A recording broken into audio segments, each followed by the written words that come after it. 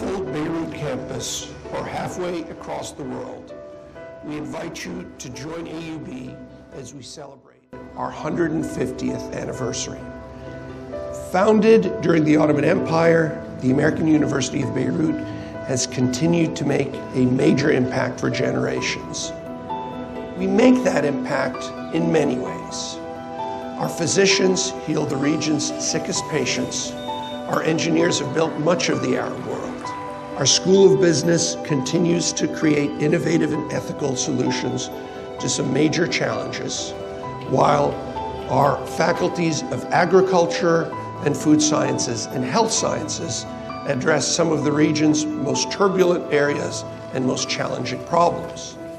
Our School of Arts and Sciences is the beating heart of Arab liberal thought and innovation. For all the history we've made in 150 years, the next 150 years stand to be just as pivotal. The big question is, what comes next? So we ask you, how do you make history? How can you live a meaningful AUB life?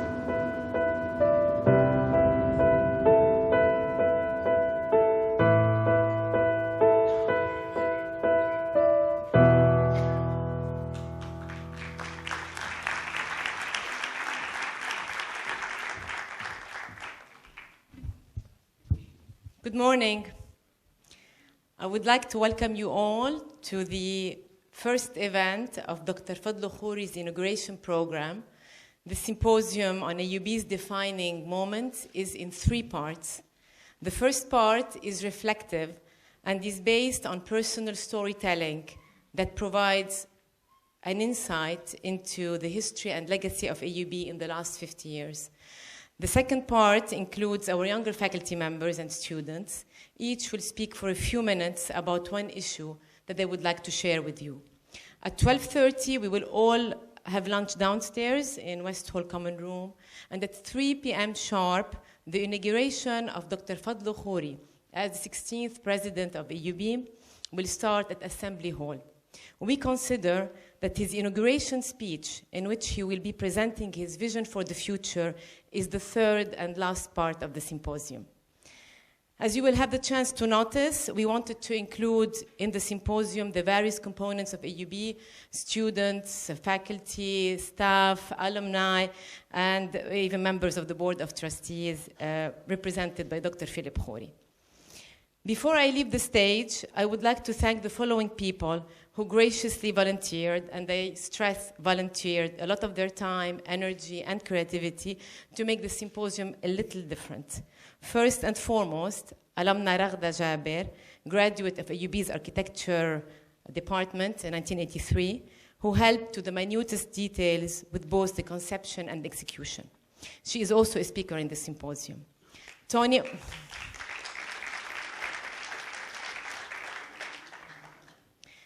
Tony Oiry, who is responsible for the projection behind me. He gave us also a lot of his time and expertise. He's a talented filmmaker and an instructor in our media studies program. Sahar Asaf, who's not here today, she's professor of theater at AUB and the brilliant theater director and actor. Our light engineer, undergraduate student in business and theater, Jad Batlouni. I also want to thank Jennifer Muller and Madonna El-Jindi from the Office of Advancement and Najla Sha'ar from the Office of the Provost. Thank you all for your diligence and amiability.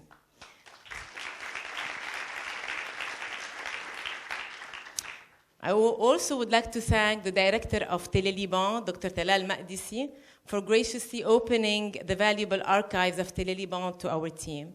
And last but not least, I want to thank all the speakers in the symposium. Thank you.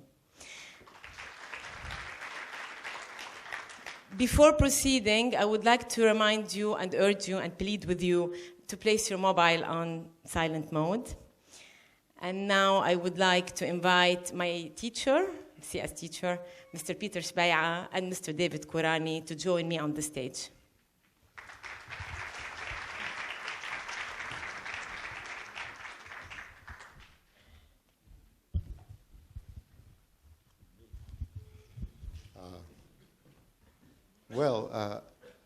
I get to start speaking at this wonderful occasion. I'm very privileged, and I am very, very happy also for the primary reason for all this that's taking place. But I am supposed to, within a few minutes, tell you something about the art scene at AUB in the 50s and the 60s. And I think there's something very important I'm going to try to get across to you in a slideshow, but let me tell you the thesis statement at the beginning, which is that before AUB did what it did in those days, art in Lebanon was made in basically one way and produced mostly portraits, either society or religious, and some landscapes, painted in the normal, traditional way. And then along came what happened in AUB. But I'll start here now with a picture by Khalil Salibi, who came from his studies in the States and Europe. He studied alongside John Singer Sargent, and he saw the Impressionists. He came with his American wife here, and he liked the scene so much that he set up his studio just a few meters away at the end of Sadat Street, which became the Salibi Art Center, and it influenced many artists in the region. And as you see here, he painted College Hall. But I'll get back to him in a minute. Let's go to the next slide. Okay, in 1954, President Stephen Penrose saw the need for art classes on campus. There was a demand. Already 2 students had turned into artists, and they were well known. They were Amr al-Ansi and Farrouj. Mustafa, thank you. Yes, I'm being helped by a lot of old friends in the audience. Thank you very much. Bye. Okay, anyway, so art classes were started. He had drafted a very talented lady named Mariette Charlton to begin them, and she set up studios and formed a department. They gave classes as electives, and she was accompanied by 2 more people, Margot Hoff and her husband, George Buer, who gave brilliant lectures in art. And next slide. That's George Buer next to Mariette Charlton discussing things. I don't know exactly what, but still. Next. At the end of the first year, first or second year, they had their first student art show in the art gallery in Jaffet Library, which was very popular, very successful. Many people came, including our own, Lebanon's own First Lady. You can see her there on the right. On your right, yes, that's right. That's her, Zelfa Shamroun, looking at the exhibition. Next. And what kind of art were they seeing? Well, here's a painting by Mariette Charlton, very different from your normal landscape type of art that had been painted up till that time. And portraits turned into that by George Buer. Again, very different, but also in touch with what was going on in Europe at the time. Next. Here, Mariette Charlton took the students outside for their classes to teach them painting from nature, but, and also go back. I may mention that my older sister was in that class, and she got me at a tender age to meet Mariette Charlton and listen. Next. Interesting guests. Alexander Calder, famous for his mobiles at that time, came, and newspaper coverage was great. That also brought attention to us. Next. That he set up an exhibition. He was here really to create a big mobile for the Pan American office downtown, but he also was kind enough to come give some lectures at AUB and an exhibition. That's some of his work. Next. But he wasn't the only one who promoted art. The First Lady, Zelfa Shamroun, she was so interested and so taken by the scene here that she came and gave a lot of time, including posing for the art class. That's them drawing her. Also, she posed for the adult seminar that was set up for just any adults who were in the community who were interested in art. And so she really got around and encouraged us, which meant that all the newspapers came along and gave us coverage as well. Next. There's a newspaper coverage. The First Lady poses for art students. Go on next. There's Margot Hoff. You hadn't had a picture of her, but she gave an exhibition. She's talking to the young Aida Marini, who later became a successful artist. But I would also have you notice the art that's on the walls. Look at that. That's very different from what had been going on in Lebanon before. So they were in the business of opening everybody's eyes to new forms of art. Next. Also, Marriott Charlton instituted seminars for children in art. I believe this was a great piece of foresight. She was looking to developing tastes in art for the future. And I was part of that class. I recognize all my classmates, although I'm not in that picture myself. There she is, demonstrating something about drawing. Next. And there is Madame Shamroun coming in and also overseeing the art classes. Had I time, I would have told you something about a dialogue that happened between me and her, but let's go on. A very important man who came in, whom many of you know, was Arthur Frick. He came in 1956, and he was responsible for formulating the degree program, a BA in studio arts. And not only that, but he had an encyclopedic knowledge of all kinds of styles, art that was going on. And so he was invited, for example, to be judge in many art exhibits, and he was simply a reference figure. But he was a great painter as well, could paint in many, many styles, but I'll give you only one example. Next. His life-size portrait of his daughter, Nola Frick Gargour. This is here in Lebanon. It's very, very beautiful, very detailed, and would deserve credit on the wall of any worldwide museum, I believe. Next. Also at the same time, in came Professor John Carswell. Some of you saw his exhibition last year with his severe black and white paintings and white figurines.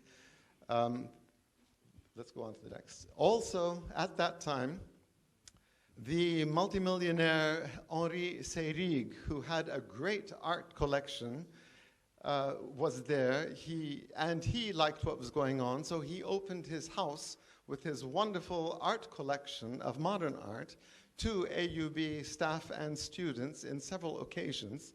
That's him there talking to Aida Marini, and he's standing in front of his Mondrian. He had Mondrians and Dalis and Paul Clays, and so it was a great reference for people to go and see what he had. Next. At the same time, the Sursat Museum started up and started its annual Salon de Temps shows, and you may ask, well, what does this have to do with AUB? Well, they invited Arthur Frick to come and preside over the jury in selecting the paintings. Next. Okay, jumping back to Khalil Salibi, who came over here and took a great success in society portraits, but this is one of his works, and we have it in AUB, in our Salibi gallery. I encourage you all to go there and look. But anybody who knows art will see that actually it's not done in the traditional way. The brushwork and the lighting is much more related to the Impressionists and specifically John Singer Sargent. Let's go on to the next. But he also painted nudes. That is his wife, his American wife, who was very, very beautiful, posed for many of his best pictures, actually. But he was painting nudes at a time when not so many other people were. Next. He had a great influence on local painters, and here we go to a self-portrait of Amr al-Ansi, done in oils. But Amr al-Ansi started as an AUB student majoring in biology, but he got the art bug from all that was going on, and specifically from Khalil Salibi and his art center. And so he turned into a painter of very nice oils, but he's really known mostly for his watercolors, in which he was trying to capture the Lebanese light up in the mountains, and simplified forms of giving us a study of Lebanon. Also, Mustafa Farrukh was doing the same thing. Mustafa Farrukh was around. He started as partly doing cartoons and caricatures, which he did of a number of AUB staff, and we have some of his caricatures of Archie Crawford and some of the other AUB fathers in the library archives. Next. Let's jump to something more modern. This is the work of Hussein al-Madi, as is the next one. And you can see the influence of Alexander Calder and his iron cutouts there in that thing. And I feel like taking you into just giving you a few images of practicing artists who really achieved great respect, but also who taught here at AUB.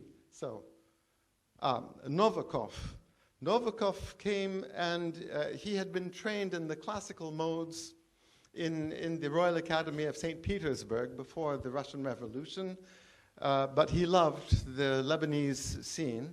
But contrast with this and its approach to the abstraction of Guvder, who used to paint just up the street on the top floor of Fontana in Abdelaziz.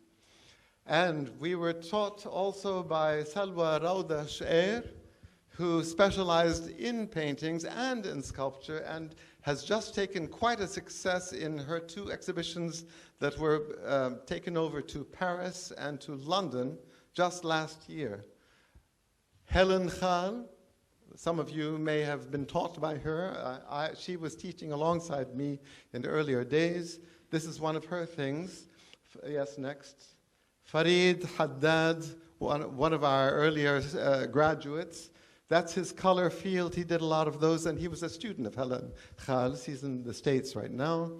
Muhammad Rawas, great technician and a wonderful master of many different styles. So he puts them all together into his eclectic creations. Our own Afaf Zrei, I hope Huda's here. Afaf is here. Okay. Good, good. Okay. And Samir Tabit, who was acting president during the war, that was after he had been chair of the chemistry department. His passion was painting. He studied with Antigone, the famous court painter to Queen Elizabeth.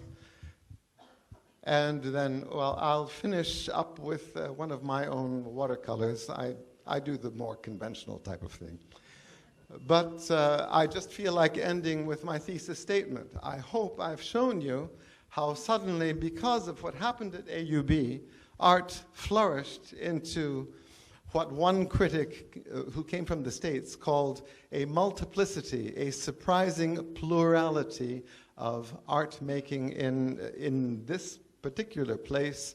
And Lebanon still remains as a great center for art that is being exported to a lot of countries around here and around the region. I'll give this over now to Peter. Peter, it's your turn.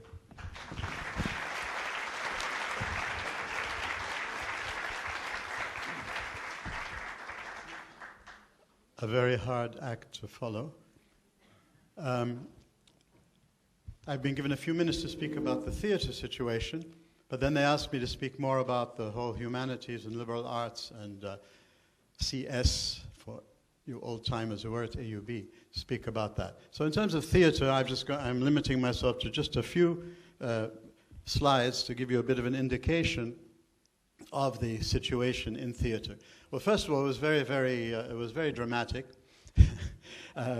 very full of life.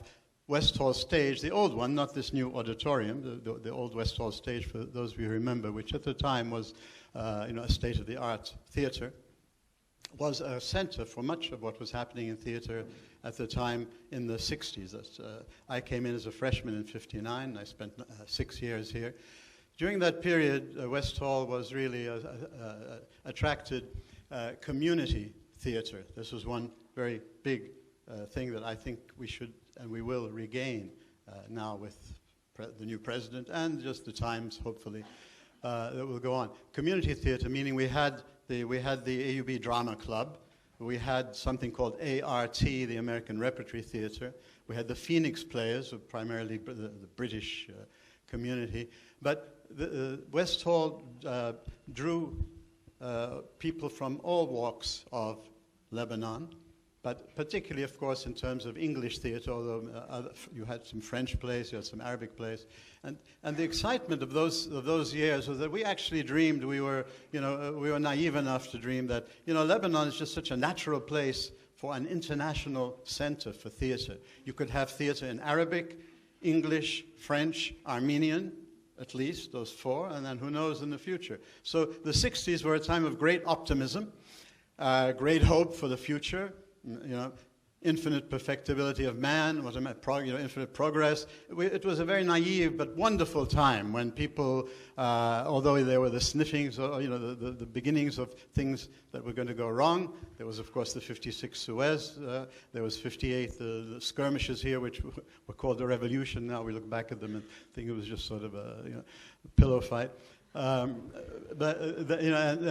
it was really a very, very exciting time.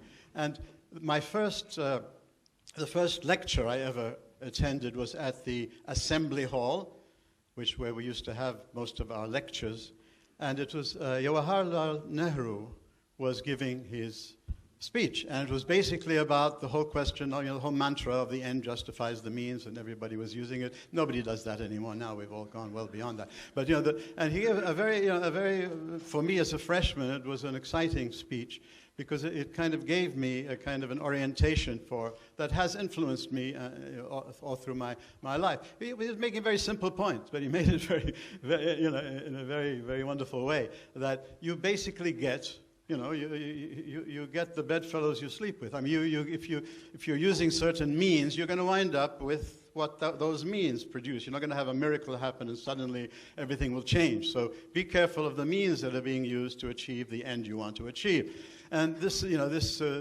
so Nehru, why am I mentioning Nehru? Because this was the time of Abdel Nasser, Nehru, Tito, who tried, the three of them were sort of, whether you agreed with their politics or not, that's not the point. I'm trying to draw principles here for, what those times, what they meant for us, was that there was a third way between, America and Russia.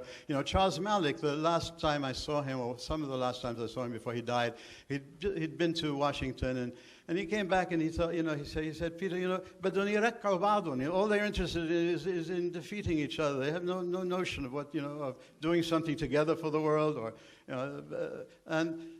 so for me at the time as a young student, Abdel Nasser, Tito, and Nehru represented the possibility of somehow bringing things together. Not that they did, but I mean, it was kind of that idea. But the whole theater scene here was dramatic enough and plural enough that we had a community. This is one of the things I wanted to come to. Ras Beirut was kind of like an island in itself, and it continued to be, the AUB continued to be an oasis all during the war. And AUB is really a very unique place. I'm sure you know that, but we're trying to give you today a little bit more of how, of the possibilities that were actualized in the 60s and that are coming back, and we are going to have, hopefully, a return to this. Community. Theater wasn't just a play here or a play there or somebody, making his reputation or something like that. Theater was genuinely the most political of all the arts. It was the political here meaning community, not this way. And so we had, why did I have, can I go back to the first slide, please, of Mother Courage? Way back to the first theater slide. And if you stay there. Yeah, this was Mother Courage, just because I know there are some historians here, and you don't really know what really happened in Lebanon. In 1974, we tried to present Bertolt Brecht's Mother Courage at what was BCW then, it's LAU, at the Gulbenkian Theater, because by that time, this kind of auditorium was no longer what you consider a theater. By that time, Gulbenkian Theater up at the LAU was really what theaters were really all about. So we tried doing Mother Courage in 1974, and the events had started, and we weren't able to produce it. But we were in 75. In 1975, we presented Mother Courage, and Mother Courage launched the war in Lebanon. Because those of you who don't know about Bertolt Brecht and Mother Courage, it's all about how making money through religion and war. War, religion will help you have a really interesting war. And what's the whole point of it? Make more money. So we launched, let's have a cheer for that, please. AUBs. Okay, so basically, if we go through these slides again, just, this is Mother Courage up at LAU, Mother Courage again. All right, this is Caucasian Chalk Circle right here. And this is, David Kurani was brilliant in using the old West Hall stage, which had become really restraining. But this is a bridge in Caucasian Chalk Circle. Go on, next, please. Right here on this particular stage, Caucasian Chalk Circle, next. This is the Lyre for Goldoni. Just to give you a bit of we did all kinds of plays in the 60s. But next, please, I don't want to spend too much time because I don't have any more time. Lyre, Flea in Her Ear. But these, we don't really have any exciting shots from that period, unfortunately, that we're able to put on the slide. This is Chekhov. David also had presented that, opening up the stage through those curtains in the back for Wild Honey by a Chekhov play here, something from farces. Next, please, go on. Yeah, okay. Now, this is As You Like It in front of College Hall, a production before the war started, an outdoor production. So once again, we're hoping in the future that outdoor productions will be revived. This is in College Hall, Shakespeare's As You Like It. Next, please. Okay, back to the hall here, and this was a shot of the first open air. We thought we were going to start a tradition of something called Shakespeare on the Oval, and we did two outdoor Shakespeares on the Oval. This was 12th Night, the first one we did. Let's have a next picture so you see at least a little bit of it. Malvolio and Feste and Maria and Sir Toby. This is using Fisk Hall a little bit. We don't have very good pictures, unfortunately, of that period. This is next. This is we also did Midsummer Night's Dream the next year. Next, this is the last one we have. Okay, we don't have very much there. But this was the whole. I was asked to say something about the humanities and GE, CS, CVSP. For those of you who are old timers, as students, it was general education. When I started teaching, it had become cultural studies. Cultural studies came to mean something else in the Anglo-Saxon world. So civilization sequence program, and now civilization studies program. Why am I focusing on this? Why did they ask me to speak about this rather than more on theater?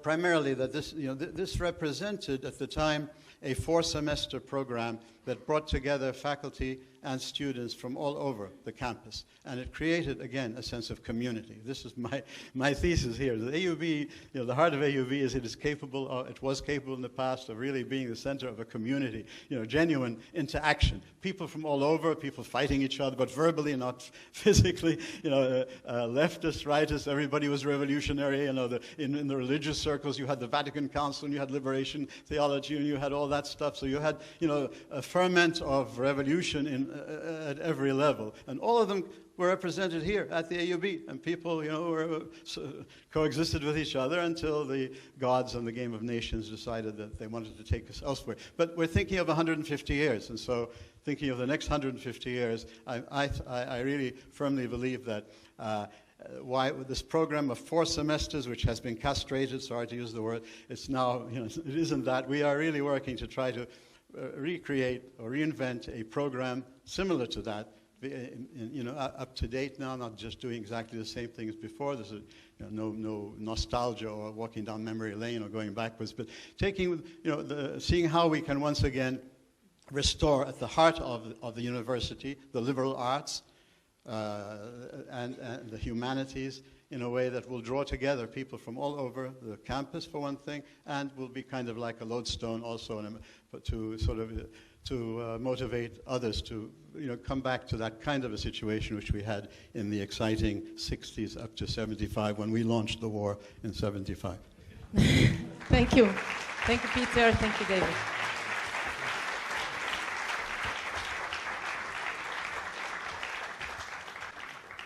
And now I would like to invite Mr.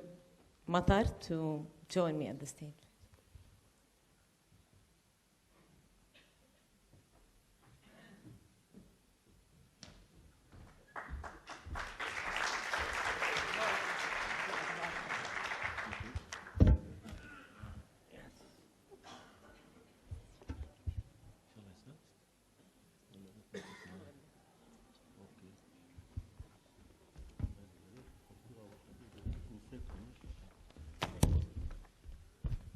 Hi, my presentation is called The 70s Revisited, a Personal Account. Ladies and gentlemen, my narrative at best is one of many narratives.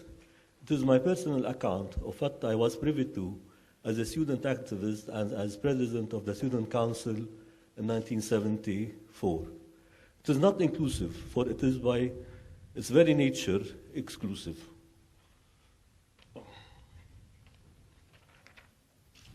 Let's go back to the early 70s. Those were different times. Lebanon and Arab were different. In Lebanon, the PLO was still there. The Syrian regime was slowly inching into Lebanon. Lebanon was still under Israeli occupation.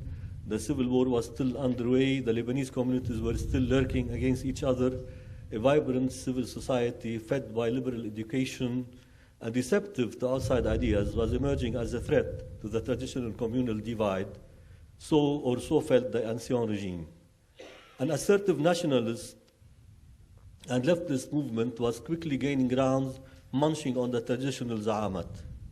Theater, modern poetry, cafe society, and nightlife recalled the année folle of Paris after the First World War. Migration from the rural areas, in great part due to the skirmishes with PLO forces in the south and Bekaa, and to a lesser degree due to economic hardships, was feeding quickly the poverty belt around Beirut.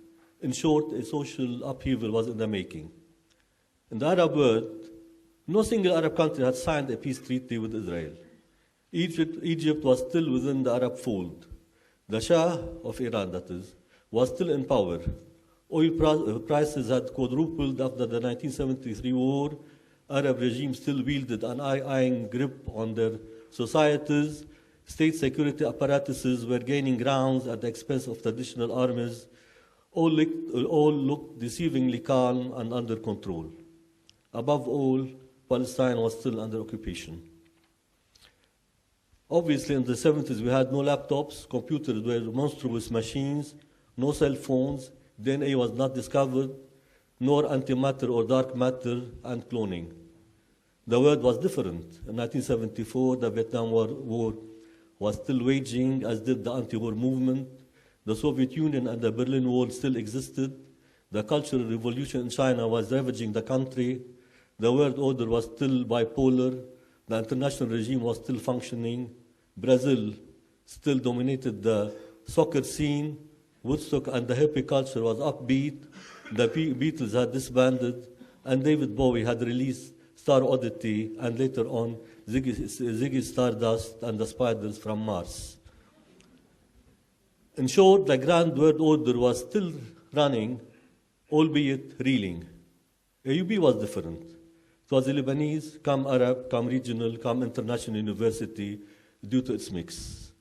I believe during my student days, enrollment roughly ran like 60% Lebanese to 40% non-Lebanese, with a substantial Arab, especially Palestinian and Jordanian presence.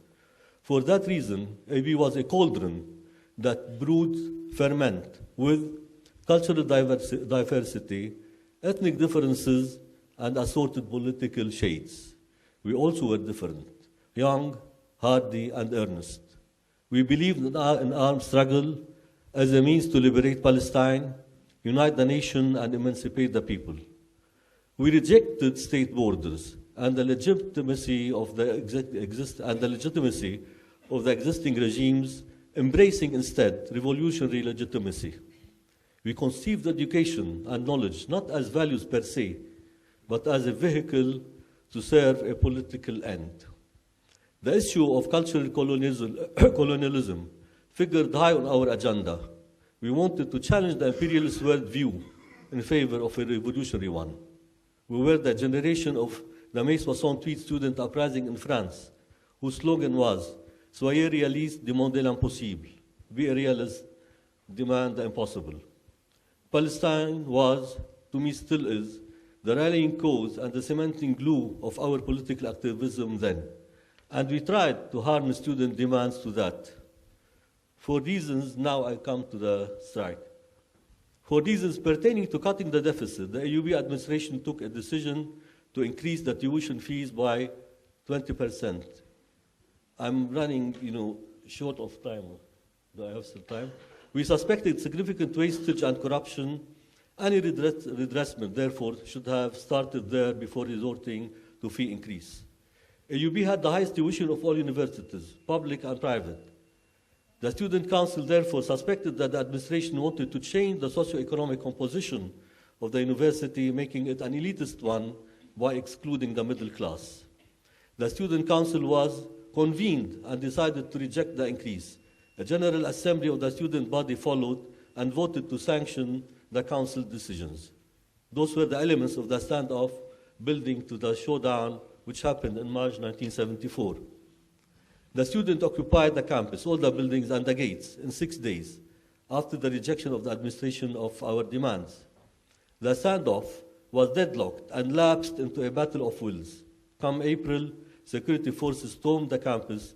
61 students were arrested and incarcerated. 103 students were later on fired to disperse all over. I shall be drawing on what preceded, to try to arrive at some quite personal conclusions and lessons. Conventional wisdom goes that the study of the past helps to explain the present. History and historiography, at least, have such claims. I have no issue with that. But for the purposes of this presentation, I argue that the present explains the past as well, at least in the same measure. To that end, let me jot down our outlook then. We rejected state legitimacy as the relic of the colonial Sykes-Picot division of the Arab land, and saw state borders as barriers to a strong and united Arab nation. We wanted to tear them down. We embraced revolutionary legitimacy and armed struggle as a means to liberate Palestine and the Arab people. Revolutionary violence was consecrated, and martyrs were raised to a saintly rank, as obtains now. We idealized the people, yet appointing ourselves as their vanguard, whose ethos and interests we knew better. Education and knowledge for us were not values in themselves, but a vehicle to serve a political end. Issues of identity and minority rights, confessionalism and secularism, Arabism and Islam were relegated to one remedy. Embracing the bigger Arab bond will solve it all. Palestine is to be liberated from the sea to the river. With the benefit of hindsight, let me take some water.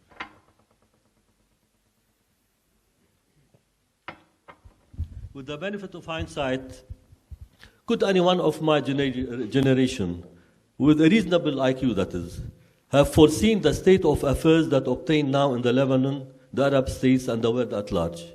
My answer is no. Will I go the same course if I can go back in time? My answer is most probably yes. But why?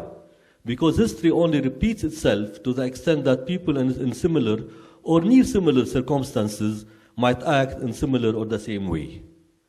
But what are the lessons to be drawn? What were the blind spots we failed to see and should have seen, despite our diligence? The blind spots are: we failed to see, first, that experience shows that means deployed to realize ends become more important than the end they were supposed to serve. Living examples range from political parties, institutions, to bureaucracies, NGOs, etc. Second, that we need no heroes or messiahs are inspirational, but are also destructive, illusional, and disappointing. What we need is decent leadership that is responsible, accountable, and answerable. That we need more of those ordinary men, quote unquote, that toil silently a lifetime to improve their lives and that of their families and immediate communities. Those are the real heroes. Third, conflicts, history shows, always end in cessation of hostilities. Reason says, why then go get consumed in conflict and not reach out for peaceful solutions? In conflict also, it is quite often that the combatants collude amongst themselves against the common people they claim to be protecting to perpetuate the conflict. This serves to maintain their dominance over their respective followers. Can we say then that conflicts are self-serving, collusional vehicles of adversaries contrived to keep them in power? 4. The workings of the centripetal internal and centrifugal external forces which have ripped our societies apart can only be remedied if the home front is united, which in turn can only be achieved if and when individuals and masses feel secure, protected, and equal under the rule of law. This is also a remedy for the malicious and poisonous deadlock of the counterclaims of minorities and of minorities and majorities. If not remedied, such deadlock presents an invitation for a protracted fratricide. 6. The equation of protection versus liberties or freedoms is inherently fallacious. I borrow from Juvenal, who rightly said, the Roman jurist, who is to guard us from the guards themselves? This is Satires number 6, 347. 7. That justice is supreme. It is the cornerstone for any stable, equitable, moral, and democratic human association. That injustice is real. It has a face. We see it every day in Palestine. The Palestinians under occupation have been stoically living it day in, day out for around 70 years. In contrast, justice is abstract and has no face. It is a pursuit, a continuous and arduous one for all it takes. Therefore, it is worthwhile to embrace justice and defend it. To my mind, Palestine is the painful living embodiment of both. By and large, we did not adequately appreciate that violence as a means towards an end might prove to be self-consuming and reproductive, despite the huge efforts to regulate it under international law. State and non-state violence, non-state actors that is, along with random individual, collective, and confessional violence are rampant worldwide. They pose a huge problem to our very existence and to government and law enforcement agencies. It is tearing our society and states apart. We are looking at it. This does not belie that the lawful use of force is legitimate, especially in self-defense, defense of the fatherland or motherland, and in cases of national liberation. But in the face of the bare, blind, and wanton violence that we are seeing in Syria, Iraq, and other Arab countries, we can only hope or wonder if this insanity will prove its own undoing. Yet, we were right somehow, or at least sensitive and perceptive enough to the inhumane plight of the deprived and the underprivileged. I admit that policies of the left, especially communism, proved wrong, but the issues and causes it embraced were right and still need to be addressed and redressed. Issues like equality, redistribution of wealth, poverty, education, social security for the needy, fighting corruption and colonialism, curbing pollution, saving the ecology, defending human rights and liberties and freedoms, etc. Conversely, I argue that capitalism failed to address these huge problems. In fact, they exacerbated since the fall of the left, and the gap between the rich and the poor is bigger than ever before and is still increasing. Capitalism with a human face is nowhere near. Many believe it is mutually exclusive and or contradiction in terms. We have come now to realize how important state borders are. Erasing borders by force invites chaos and carnage, as we see around us. It is quite ironic that the demise of the state borders in the Arab world have succeeded in reinstating them in the West, especially in the European Union. It seems that only in the pursuit of knowledge, scientific research, and technology can transcend borders. I look at AUB, I'm almost finished. I look at AUB as a space-time capsule within which exists the cumulus of the life experiences, knowledge, emotional charges, ideas, failures, and achievements acquired and transmitted from one generation to another over the past 150 years. My generation is only one ring in that chain. For good or bad, we tried but failed. For indeed, our world have collapsed, and Palestine is still occupied with the world at large, and the West in particular, oblivious to the systematic genocide perpetrated by a bigot called Benjamin Netanyahu and his cabinet. To my mind, AUB is the best American investment in the Middle East. This anomaly only infinitesimally alleviates the excesses of the permanent American scandalous and lopsided policies in support of the Israeli continued occupation of Palestine.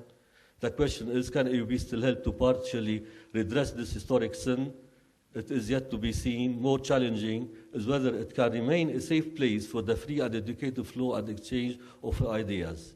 For some time, AUB has been perceived as detached from its society, the society it was created to serve. Irrespective of how true this is, it remains mandatory on AUB to play a more intelligent, proactive, even an assertive, positive role in its society. An open, liberal, intelligent role as such better serves AUB and its community, if at all, to at least impart reason on the irrational public debate we have to bear every day.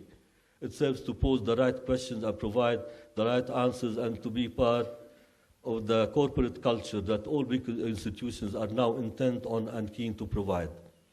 This makes AUB a caring institution, and I stress caring, as it was always meant to be, not self-serving nor insensitive, but loyal to its traditions and the principles of the founding fathers, its state mission and ideals.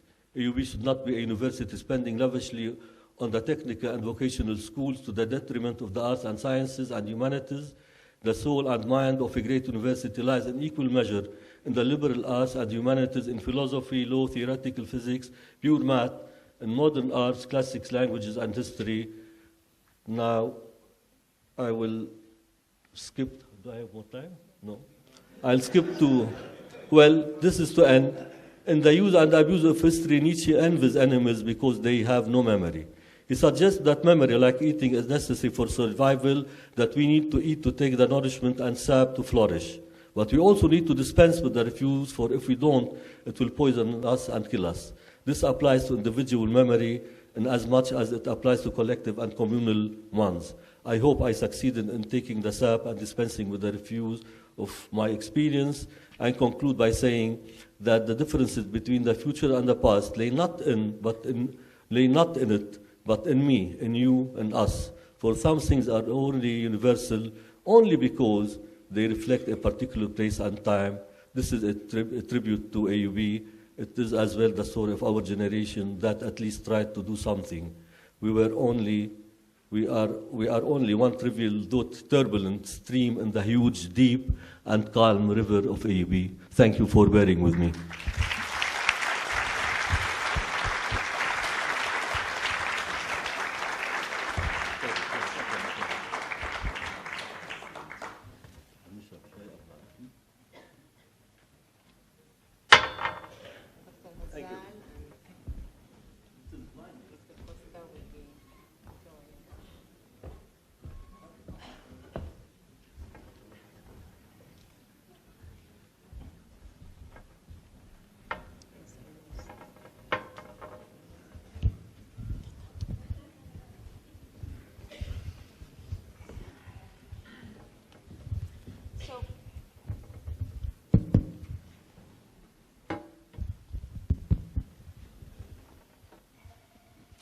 So shall we start rounding? We got 4 new admissions overnight. Sure.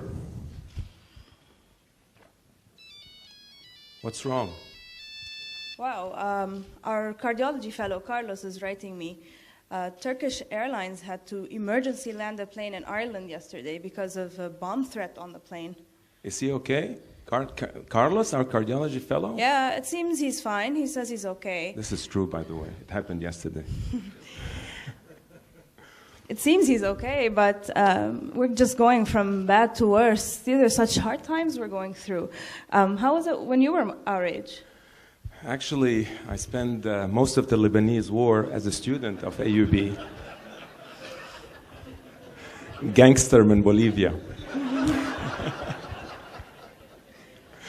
and later when I became a resident at the medical center. So that must have been horrible. What period was this? This was actually 1975 to 1985, the first 10 years of the war. Wow. And was your life ever in danger? Actually, it was on more than one occasion. I'm sure that must have been hard, but weren't you supposed to be protected at AUB? Well, you know, in times of war, nobody can really help in protecting anybody. The impact of the Lebanese war affected everyone. But, you know, the AUB campus and the medical center were just another facet of this Lebanese society going through really very rough times. I'm sure it must have been very hard working in the emergency room. Well, actually, I remember an incident in the emergency room which has been engraved in my mind ever since. When was that? That was 1982, the summer of 1982, during the Israeli invasion. You were not even born back yet, I think. No, I wasn't actually. But my parents, they always recall these memories about that unforgettable phase of the war when Israel was constantly bombarding what was then referred to as West Beirut.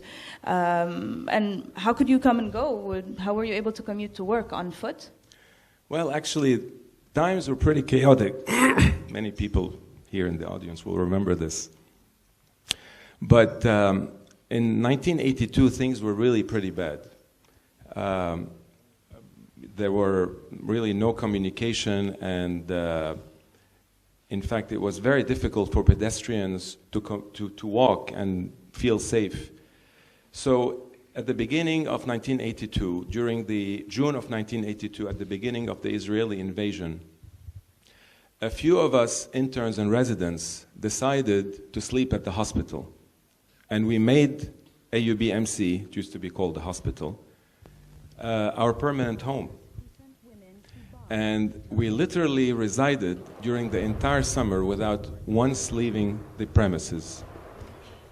And things were very chaotic. There was food shortage, and we had to cater primarily to our patients. You know, the logo Patients First was and still is. We wanted to make sure that they were well catered for, and as far as we were concerned, we just wanted to make sure we could survive, and we did the best we could. So what happened in the emergency room that day? Well, you know, it was one of those horrible nights when Israel decided to scale up its attacks.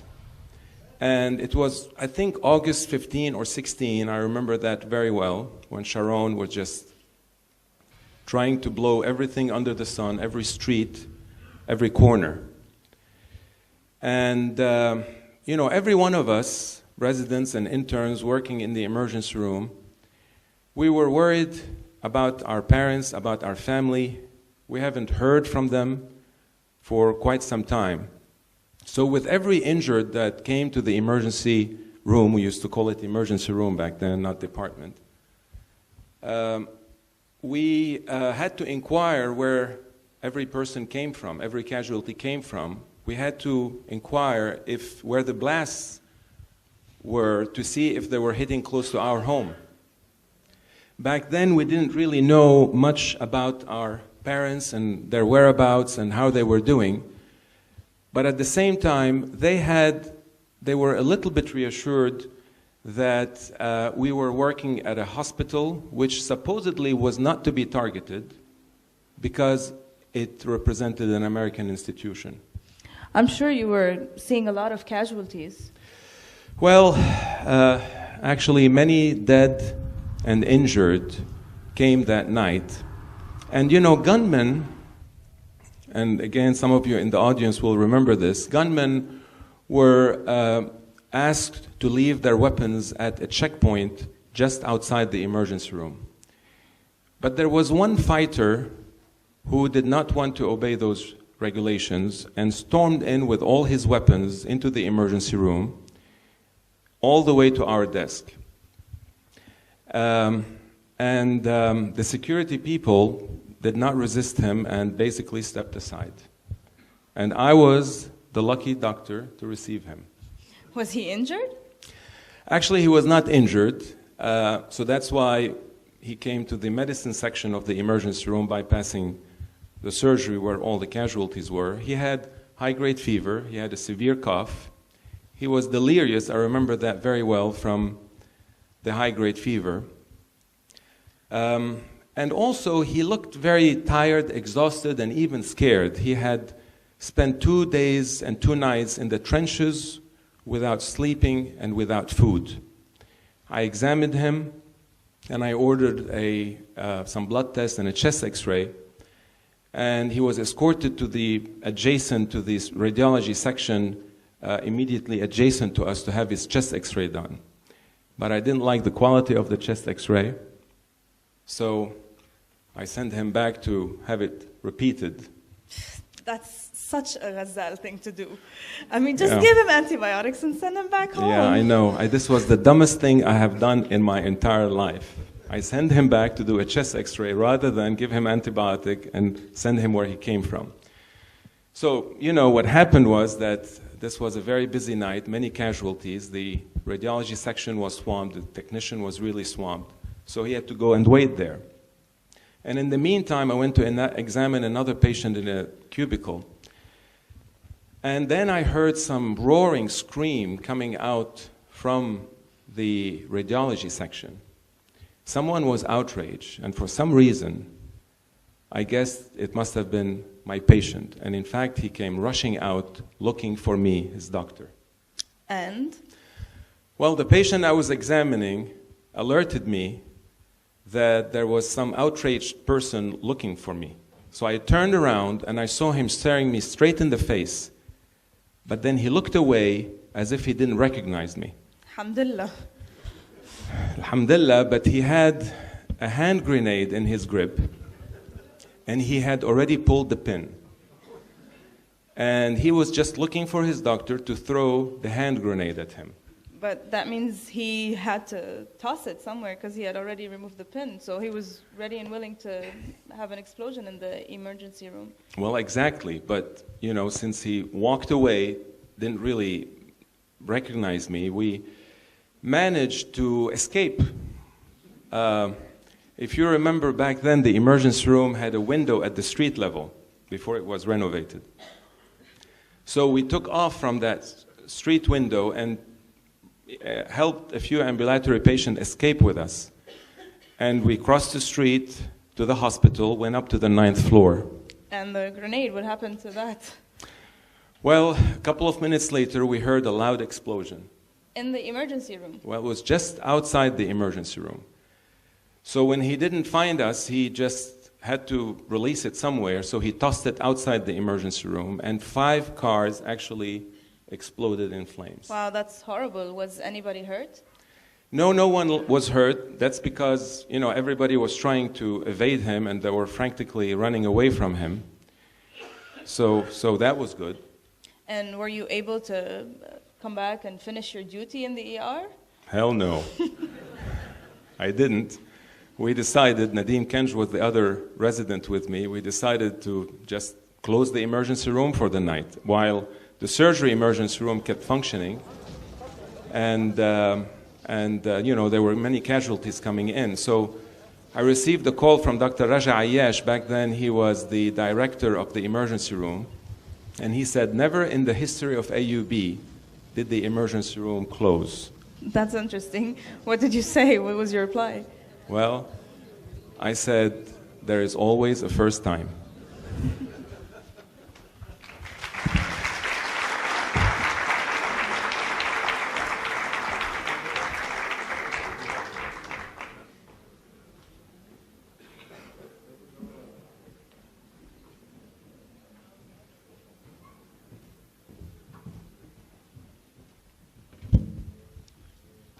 Ragda Jaber and Yusuf Asfour will describe to us the staging of the first outdoors in 1982.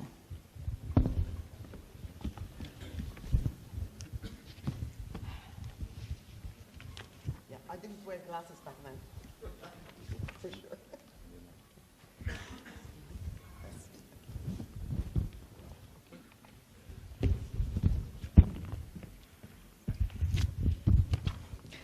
Okay. My colleague Yusuf and I are here on behalf of the group of students who launched the first outdoors in 1982. And by the way, all contributed to this talk, at least the ones we could reach.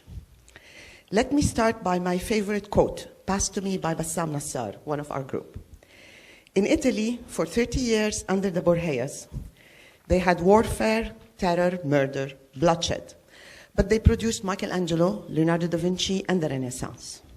In Switzerland, they had brotherly love, 500 years of democracy and peace, and they produced the cuckoo clock. This is a quote by Orson Welles, the dialogue of his character Harry Lime in The Third Man, 1949. The point I'm trying to make here is not to belittle the Swiss, but to state that turbulent times are not an excuse, and to point out the obvious parallels. We're not in Beirut, in Italy, but we're in Beirut, which I believe is an equally exciting place.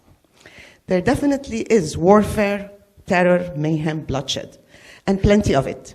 Inside AUB then, there was a tense peace that almost seemed surreal. There were no Borheyas, but we have a healthy dose of our own ruling classes. Jmayil, Sham'oun, Jumblat, Birri, Laylets, you name it. And we did not produce the Renaissance, just the outdoors. Well, what do you expect? We never claimed to be Da Vinci's or Michelangelo's. We were a group of students with very high aspirations and very low funding. After this much time, what makes outdoors a defining moment for AUB? Why did it last and has become, as I understand, a yearly tradition?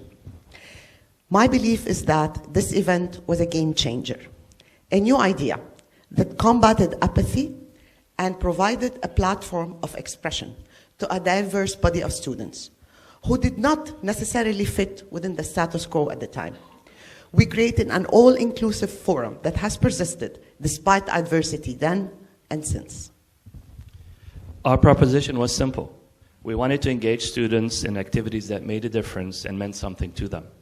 We believed that singing and dancing, painting and writing and acting and all the things in between, and including, yes, a fashion show, all deserved a platform and support as much as all the other so-called lofty causes espoused by the political parties that were forced on us.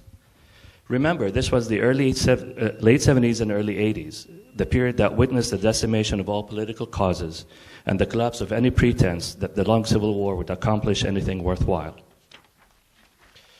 Student political activism, which, with its lofty ideals and noble intentions described by Mr. Matar, had receded, and lawlessness had taken over, making politics a dirty world. AUB's public space had become gradually divided between the representatives of the various political parties and militias, much as it seems to be the case today. Most of the students had become conduits for one or more of the political parties. The space for non-political expression had shrunk considerably, and those of us who craved for such a space were being pushed out. But instead of buckling to the pressures, we saw this crisis as an opportunity. We got together and invented our own forum, and called the first event Indoors, and followed it with another one called Outdoors. I'm happy to report that this forum has outlasted most of the parties that shooed us away. That is why Outdoors is a game changer. It changed the playing field and found a place for all the students to express themselves. To quote David Thaddeus, one of the creators of Outdoors, we managed to create a dream while living a nightmare, and this dream goes on. So, in February 1981, under the leadership of our dear friend David Thaddeus, scion of the Photography Club, West Hall became a free-for-all forum of expression. The event was built as an activity of the Yearbook Committee, and it was designed as an inclusive umbrella for all clubs at AUB, those who wanted to participate.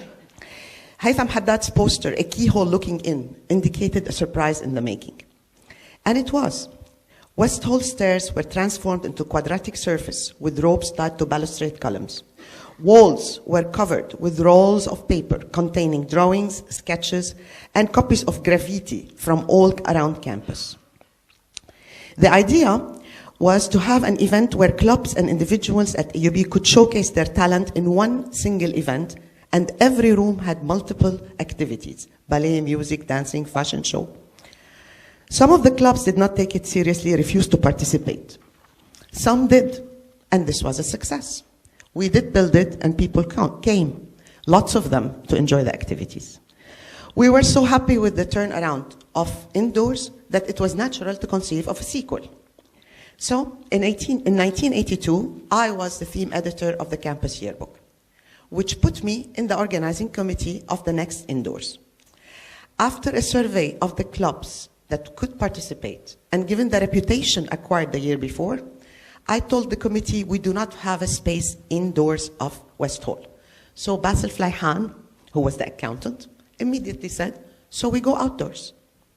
Hence, this star was born, with no funding again, very high hopes, and a very concerted effort by a large number of students, volunteers, and some staff from AUB, namely the security and the cleaning staff.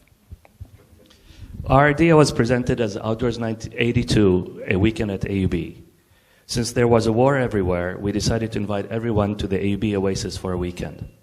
We spent a few months preparing for Outdoors 82 and planned to hold it on June 5 and 6 in 1982. Preparations included transforming the campus into a regular neighborhood of Beirut, minus the roadblocks and destruction. We created coffee shops, food and hummus restaurants on the platform of Assembly Hall, a grand stage that showcased AUB bands and a jazz corner by the observatory.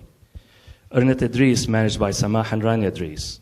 Reem Akra organized her first fashion show on the Oval. And a large number of volunteers labored in the background to make sure all these events happened smoothly. There were fortune tellers, street musicians, painters, and even a beggar, roaming among the public as well.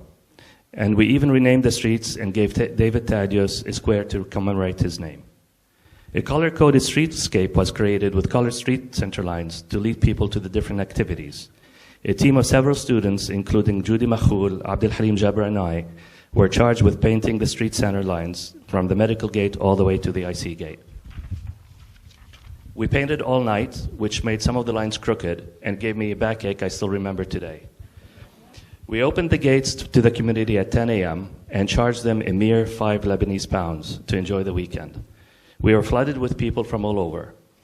We held a gala dinner Saturday night at the Garden of Marken House, featuring the election of Miss AUB, the first one since the Civil War. Naila Romanos won the title. Around 120 people, paying guests, attended the gala, and around 200 others climbed trees, walls, and balconies to peacefully watch this event. By midday Sunday, we had raised the equivalent of $20,000, a lot of money for that time. Yeah, a lot.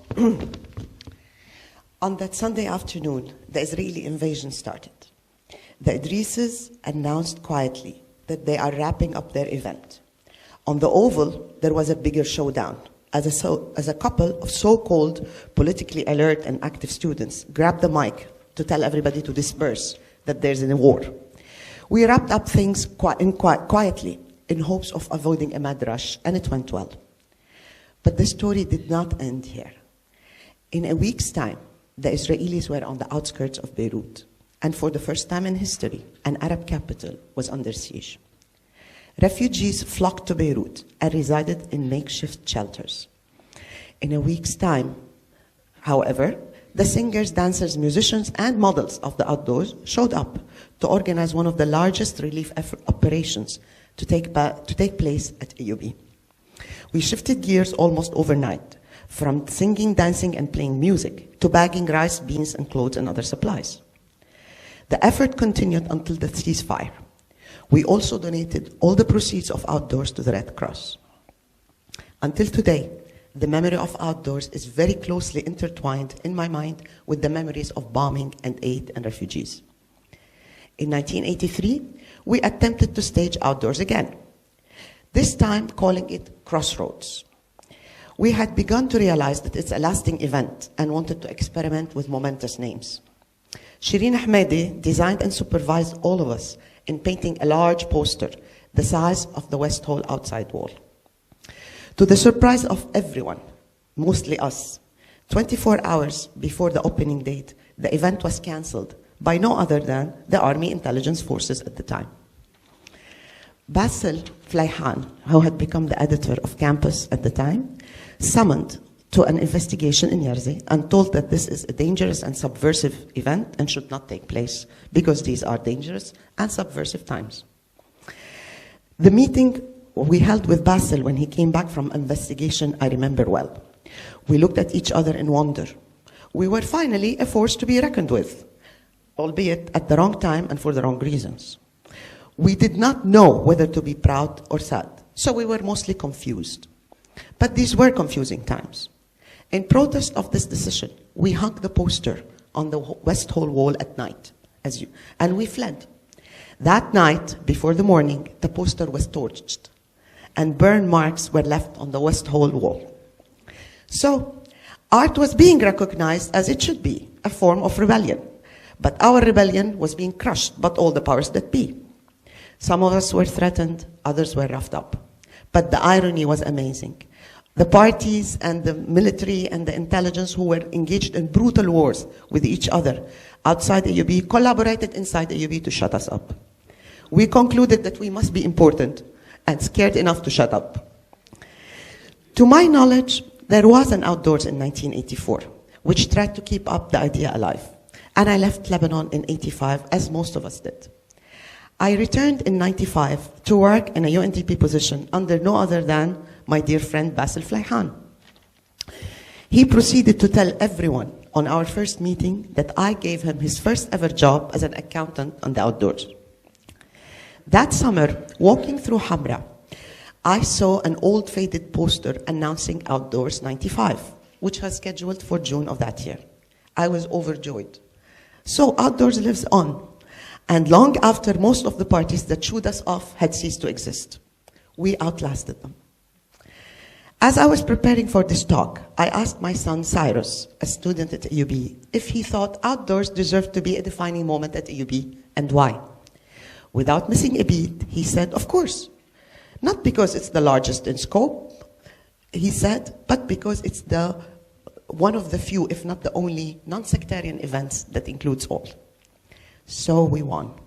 This is now a legacy, a defining moment.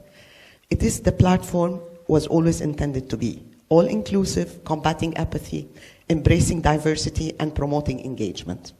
Irrespective of intolerant ideologies of our time or intolerant sects of this time.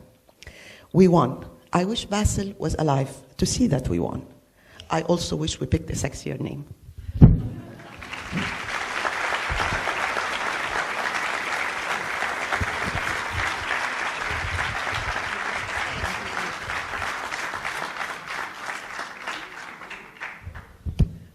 Thank you very much. I would like to introduce Ms. Annie Kasparian, Director of Executive Services for the current president of AUB, as well as the former 10th president.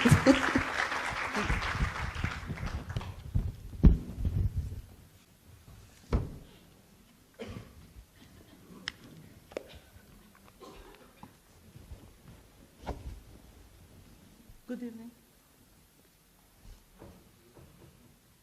I am highly honored to represent the staff of the American University of Beirut. My name is Annie Kasparian. The staff representative at this great occasion can be any of my colleagues. It could be Zena or Mirvat or even Mahmoud or Sami. Most of you know us by face, seen us around, but our individual identities fade into one nameless mass, polite, smiling, waiting to be of assistance. There are few occasions every year where we receive flowers in appreciation of our work: Secretary's Day, birthdays, and most notably, the Distinguished Service Award Day. Occasionally, there is a memento, sometimes even a cake, and for that we are truly grateful. Well, maybe more support, a day off, or small pay raise is more appropriate. As the program indicates, I have been asked to speak of my experience as a staff member for the past 40 years. Indeed, one cannot run away from her past, let alone this past has been spent at the best university in Lebanon and the region. Definitely, I'm not going to tell you the details of my enjoyable career. However, I should like to stop at what I believed to be some of the defining moments. Yes, I was hired to work at the Department of Bacteriology 40 years ago. It happens that the civil war of Lebanon started at that time, and I recall vividly when I was kidnapped. Some of you here remember when the Beirut was two Beiruts, East and West.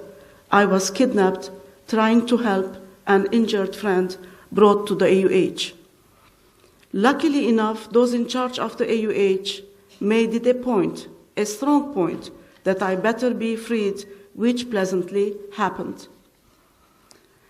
I was transferred to the Faculty of Agriculture, now the Faculty of Agriculture and Food Sciences, as Senior Secretary to the Dean.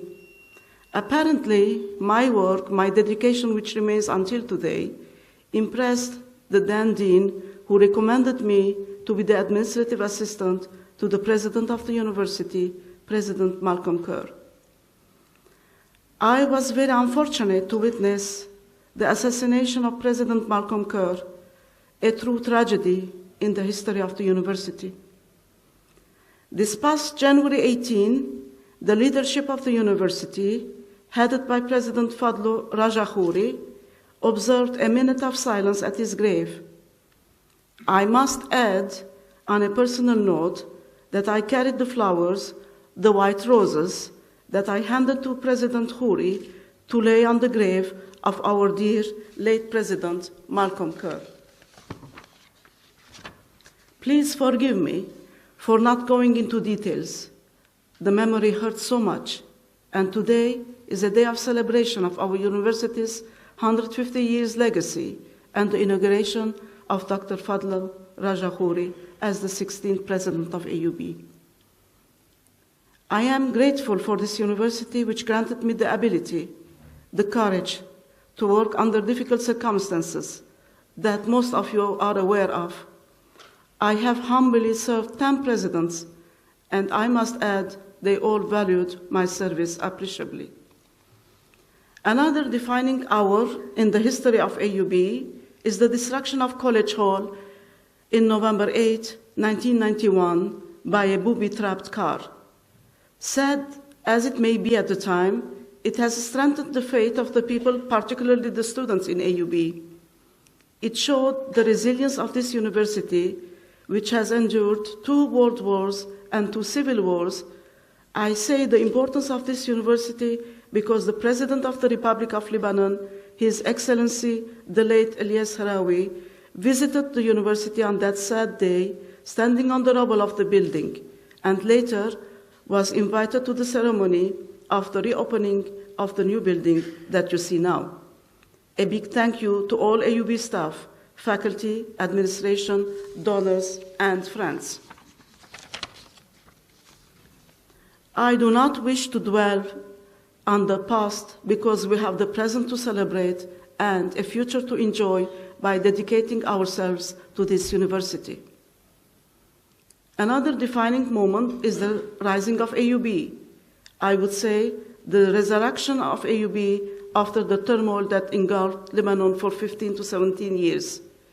This resurrection will definitely continue in the pursuit of excellence at AUB under the leadership of our new president. May I repeat that I am here representing the staff of AUB.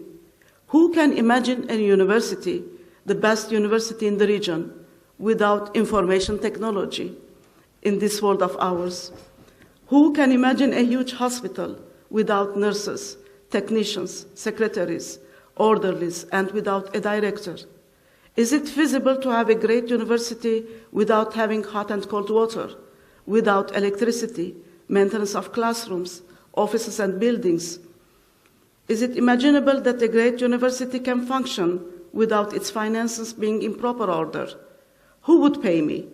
Who would pay all other employees of the university? Can you imagine a great university without security? We know how this university was during chaotic times. How can a great university function without human resources? Who would keep this university so clean and tidy every day? Who would beautify the campus with its colorful flowers and green trees? Who would receive the visitors and introduce them to our beautiful campus? We, the staff, have everything to look forward. I hope I did not forget anyone. If I did, please forgive me. You are all important, and without you all, this university would not exist. Some of you may say, where do I cash this check? We have to be patient, and good things must surely come our way. Finally, can you imagine the university without a leader? We are here to salute this leader. His name is Fadlo Rajahouri. I say Raja because I have worked for him when he was acting president of the university. By the way, I also worked for your father-in-law, late Dr. Raja Tannous, in his capacity as acting dean of the Faculty of Agriculture. On behalf of my colleagues As I salute our new leader, I pledge full support of this great mission of his. Mr. President, the staff of AUB is anxious to work for you. Thank you, dear audience, for your presence here today and your support of this great university.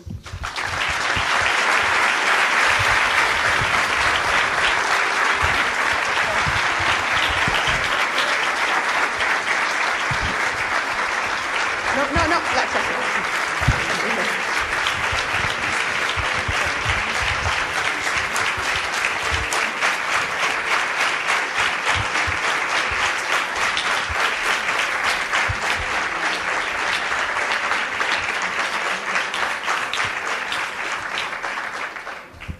May I invite Dr. Philip Khoury, Chairman of the Board of Trustees, for a few concluding remarks. Thank you so much.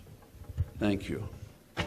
Fadlu, that's going to be a hard act to follow, but you'll do it. I must say, as someone who lived through part of the late 60s and early 70s on this campus, the way it has been brought back, and I don't mean nostalgically, and that's what makes me so happy about what I've heard. You understand this university understands and deals with adversity better than any I have ever heard or read about. And the way our colleagues describe that today, each in their own ways, reminds me of the strengths of the place. The other thing that comes out is it's about diversity with inclusion.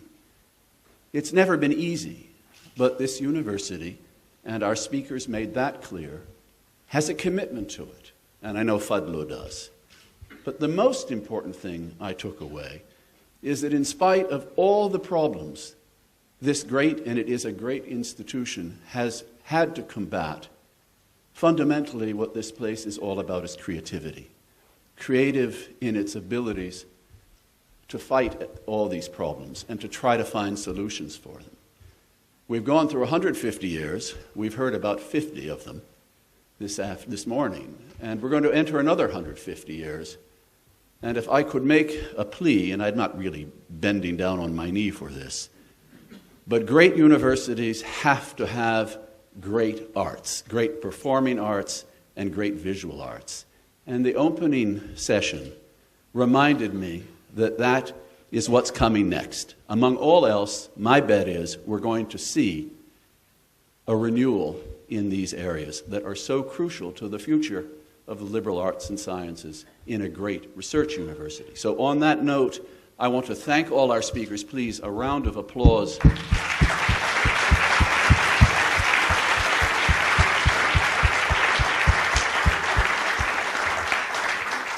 And I, on behalf of our committee, invite you to have some coffee outside, and we'll be back in 10 minutes, so drink quickly.